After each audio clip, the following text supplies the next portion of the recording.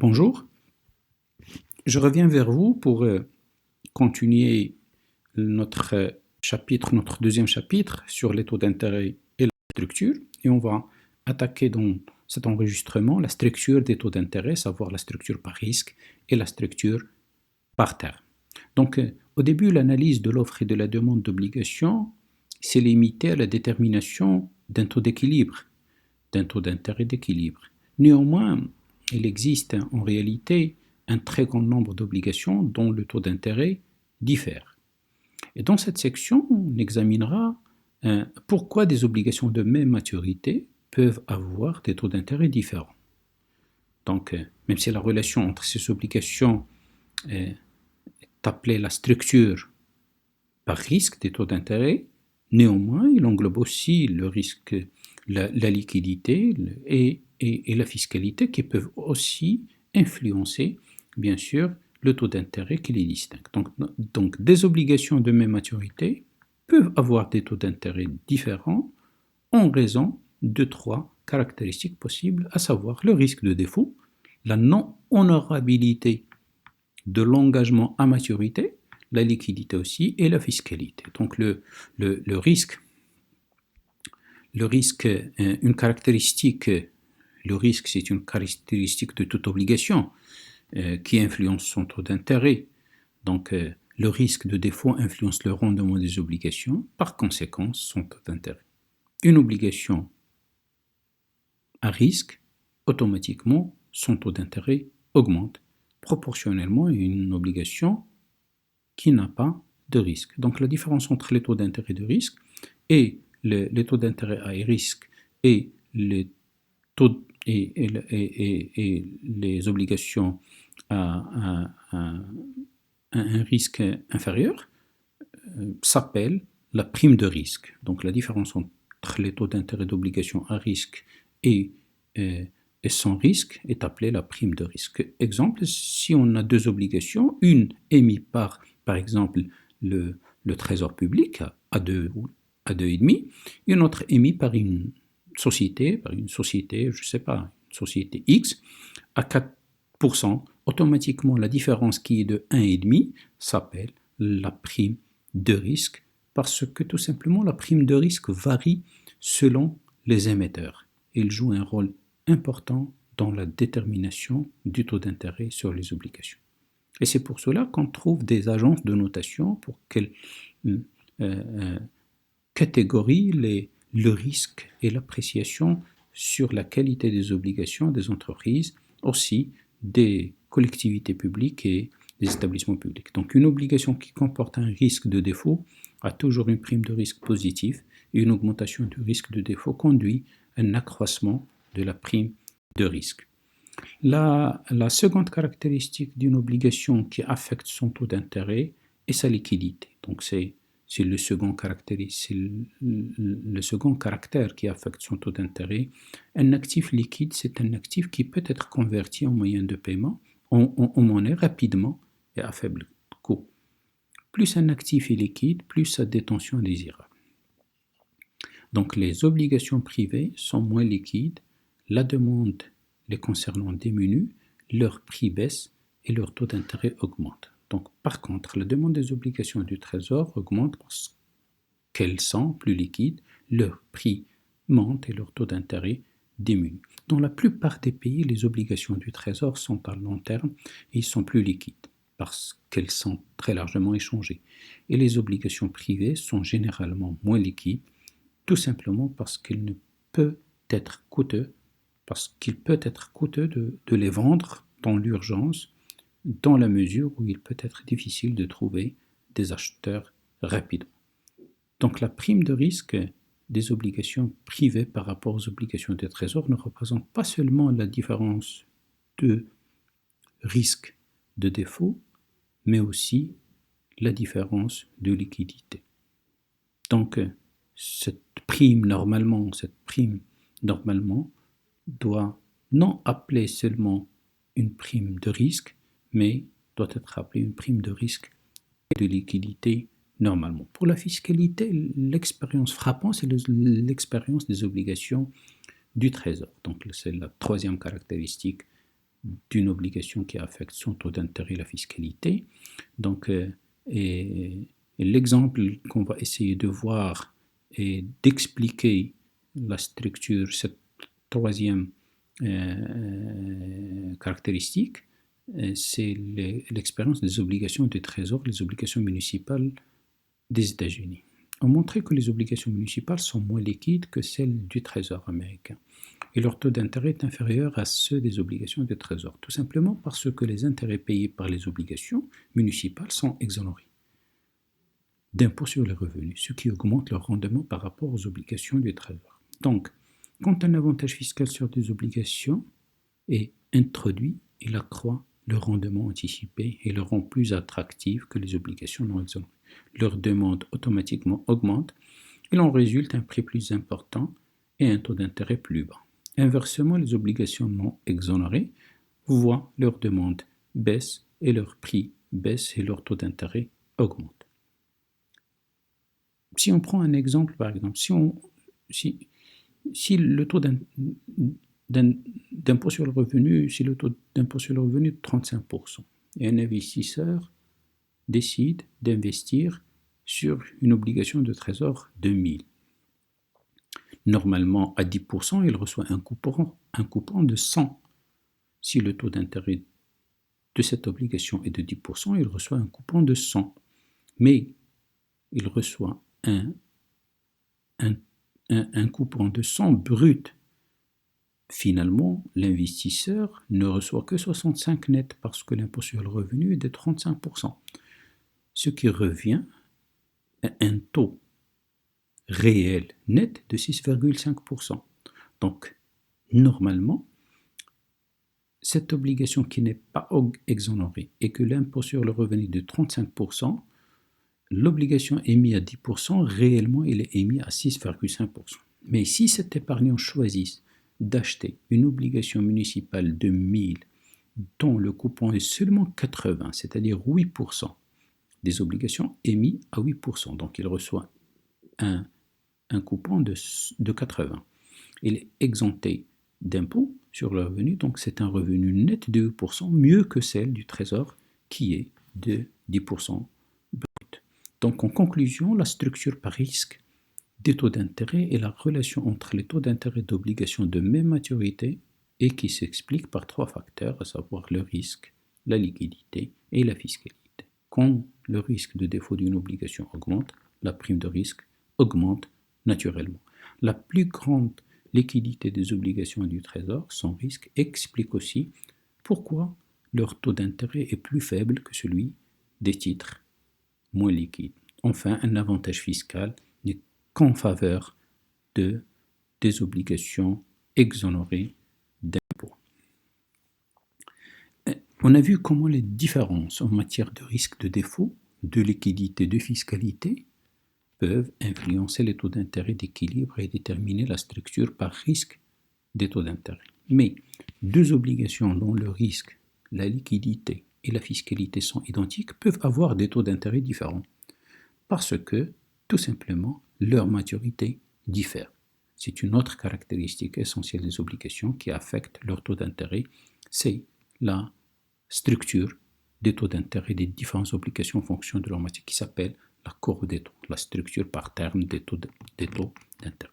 Donc elle représente la structure par terme des taux d'intérêt pour une catégorie bien déterminée d'obligations.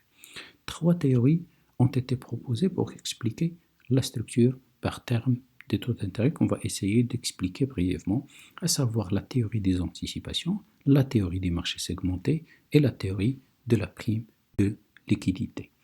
La théorie des anticipations de la structure par terme des taux d'intérêt part de la proposition suivante. Le taux d'intérêt d'une obligation à long terme est égal à la moyenne des taux d'intérêt à court terme de la vie d'une obligation.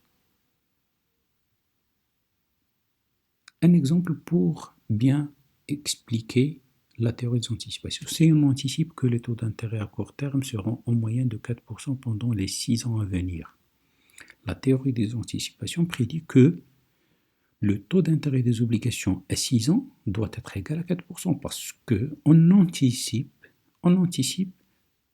le court terme, l'intérêt à court terme moyen sur les 6 ans à venir est de 4%.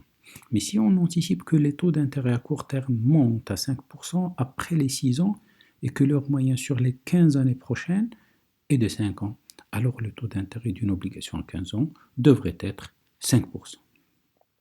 Ce qui est plus important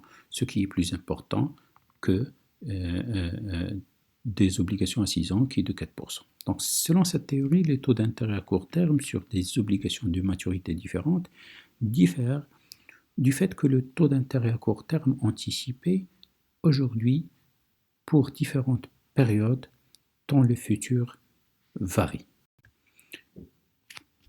Prenons les deux stratégies d'investissement possibles. Mais l'hypothèse fondamentale sur laquelle se base cette théorie est que les acheteurs d'obligations n'ont pas de préférence pour des obligations d'une maturité plutôt que d'une autre. C'est-à-dire ils ne vont pas détenir une obligation s'ils anticipent un rendement inférieur par rapport à d'autres obligations de maturité différentes. Donc, si on prend les deux stratégies possibles, c'est-à-dire acheter une obligation à 1 an, et puis acheter une nouvelle obligation à 1 an lorsqu'elle arrive à maturité dans 1 an. Ou bien acheter une obligation à 2 ans et la détenir jusqu'à sa maturité. Donc on dit que ces obligations sont des substituts parfaits lorsque le taux d'intérêt à 2 ans soit la moyenne des deux taux d'intérêt à 1 an successifs. Autrement dit, si des obligations sont des substituts parfaits, c'est-à-dire que leur taux d'intérêt est rigoureusement égaux. Donc, du fait de possibilité d'arbitrage, il n'y aura des détenteurs pour toutes ces obligations, il n'y aura des détenteurs de ces obligations que si les rendements de ces deux stratégies de placement sont identiques, c'est-à-dire si le taux d'intérêt des 2 ans égale le taux d'intérêt de la première année plus le taux d'intérêt de la deuxième année, et le taux d'intérêt moyen est égal au taux d'intérêt de la première année plus le taux d'intérêt de la deuxième année sur 2. Donc, on peut dire que la maturité affecte le taux d'intérêt à court, moyen et long terme. Et on peut généraliser que le taux d'intérêt d'une obligation à long terme est égal à la moyenne du taux d'intérêt court terme. Donc, ici, l'objectif, c'est quoi? L'objectif de dire que si vous achetez une obligation à 1 an, et puis à échéance, vous allez la revendre, et ensuite vous allez acheter une autre sur une année aussi, et vous arrivez à la revendre à maturité dans un autre an, vous allez gagner la même chose si vous achetez une obligation à 2 ans et la détenir jusqu'à sa maturité. La théorie des marchés segmentés, comme son nom l'indique, la théorie du marché segmenté considère que les marchés d'obligations de différentes maturités sont entièrement séparés. C'est-à-dire l'hypothèse de cette théorie que des obligations de maturité ne sont pas substituables. C'est-à-dire le rendement anticipé d'une obligation, d'une maturité, n'est aucun effet sur la demande d'obligations d'autres maturités. C'est-à-dire les demandes des obligations à 32%, le rendement d'obligations à 32 semaines ou à 36 semaines n'ont pas d'effet sur la demande d'obligations à 52 semaines. Donc, ce qui la rend l'extrême opposé de la théorie des anticipations qui suppose que les obligations de différentes maturités sont parfaitement substituables. D'accord? C'est ce qu'on a vu. Donc, la théorie des marchés segmentés explique les différentes formes des courbes de taux par des différences d'offres et de demande entre les marchés des obligations de différentes maturités. C'est-à-dire, autrement dit, le taux d'intérêt des obligations de chaque maturité est déterminé en fonction de l'offre et de la demande pour ces obligations, et elle seule. Ça ne concerne que cette maturité, sans effet des rendements anticipés des obligations d'autres maturités. Donc l'argument en faveur de la non-substituabilité entre obligations de différentes maturités et que les investisseurs ont des raisons importantes pour préférer une maturité à une autre. Bon, il y a des gens qui épargnent pour leurs vacances, diffèrent de ceux qui épargnent en vue d'acheter une maison ou de payer les études de leurs enfants, ainsi de suite. Donc c'est pour cela que la théorie des marchés segmentés diffère de la théorie des anticipations. Mais si les deux théories de la structure par terme des taux d'intérêt, c'est-à-dire la théorie des anticipations et la théorie des marchés segmentés, permettent d'expliquer une partie des faits, il est logique de tenter de les combiner pour expliquer l'ensemble, et c'est ce qui propose la théorie de la prime de liquidité. Donc l'hypothèse clé de cette théorie est que les obligations sont substituables. Mais cette substituabilité est imparfaite parce que les investisseurs peuvent préférer des obligations d'une certaine maturité à d'autres. Bon, cette théorie elle affirme que le taux d'intérêt d'une obligation à long terme est égal à la moyenne du taux d'intérêt à court terme anticipé sur la vie des obligations, mais augmenté d'une prime de liquidité qui dépend des conditions de l'offre de vente.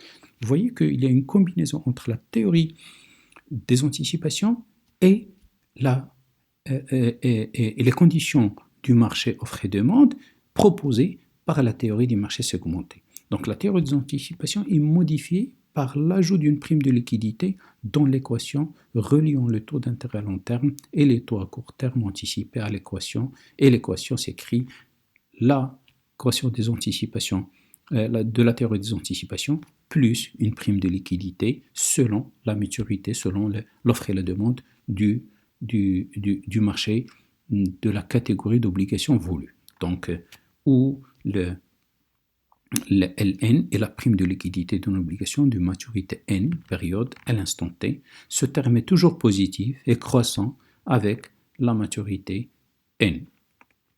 Si on revient au même exemple de tout à l'heure, c'est-à-dire on suppose que le taux d'intérêt à un an anticipé pour les 5 ans soit 2, 3, 4, 5, 6, 2% pour la première année, 3%, deuxième année, 4%, troisième année, 5%, quatrième année et 6%. Calculer le taux d'intérêt sur 2 ans, on a trouvé que c'est 2,5. Et calculer les obligations, taux d'intérêt des obligations sur 5 ans, on a trouvé que c'est 4%. Donc si on ajoute une prime de liquidité respective, c'est-à-dire de 2 ans à 5 ans, c'est-à-dire 0,25 pour la deuxième année, 0,5 pour la troisième année, 0,75 pour la quatrième année et 1% pour la cinquième année. Donc, revient à ajouter à chaque fois donc les 2,5 pour la deuxième année, le taux de 2,5 qu'on a trouvé tout à l'heure, on va ajouter 0,25 de la prime de la liquidité de ces obligations. Et pour la cinquième année, on va ajouter 1%, c'est 4% plus 1%. Donc là, le taux d'intérêt, dans ce cas-là, le taux d'intérêt d'obligation à 2 ans est égal à 2,75 au lieu de 2,5. Et le taux d'intérêt d'obligation à 5 ans, il est de 5% au lieu de 4% parce qu'on a tout simplement ajouté la prime de liquidité. En conclusion, la théorie de la prime de liquidité est la plus acceptée. Tout simplement parce elle combine les éléments de la théorie des anticipations et la théorie des marchés segmentés en affirmant que les taux d'intérêt à long terme sont la somme d'une prime de liquidité et la moyenne des taux d'intérêt à court terme. Donc, il explique les taux d'intérêt d'obligations de différentes maturités tend à évoluer parallèlement dans le temps, une fonction croissante. Quand le taux d'intérêt à court terme sont bas, la courbe des taux est généralement croissante et inversement, et les courbes de taux sont généralement croissantes. Conclusion générale du chapitre, ces théories permettent de prédire les mouvements des taux d'intérêt à court terme dans le futur. Une courbe des taux fortement croissante signifie que l'on anticipe une hausse des taux à court terme. Une pente modérément croissante, une anticipation de stabilité des taux. Une courbe plate, c'est une anticipation de baisse modérée des taux, tout simplement parce que on prend en considération le taux d'inflation. Une pente décroissante est une anticipation de forte baisse des taux. Je vous remercie. À la prochaine. Au prochain enregistrement, Inch'Allah.